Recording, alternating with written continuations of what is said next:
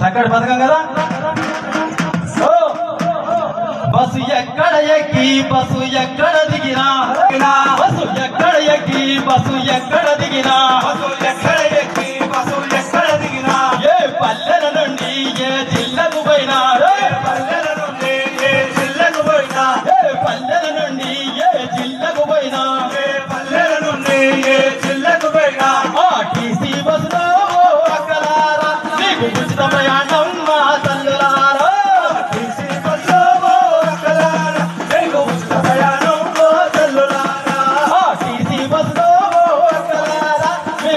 ప్రయాణం మా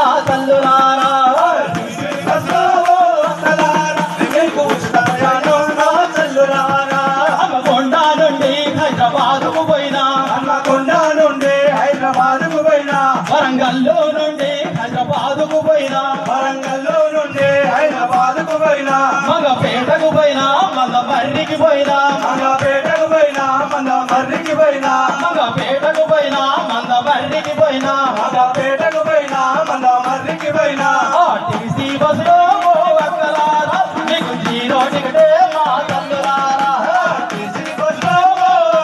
పెద్ద పెద్ద వైద్యశాలలలో ఆరోగ్యాన్ని మంచిగా మెరుగుపరుచుకొని పోతున్నారు మన అమ్మలు, మన అక్కలు, మన చెల్లెళ్ళు.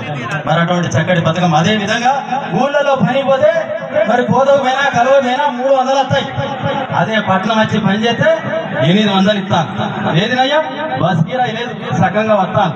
కాబట్టి ఒక చక్కటి పథకం మహాలక్ష్మి పథకం. మరి ఒక సంవత్సరం లోపలే 116 కోట్ల మంది మహాలక్ష్మి పథకం ద్వారా ప్రయాణం చేశారు మన అక్కలు, మన చెల్లెలు, ఈ తెలంగాణ రాష్ట్రంలో ఉన్నటువంటి మరి మహిళా సోదరి మనులందరూ కూడా.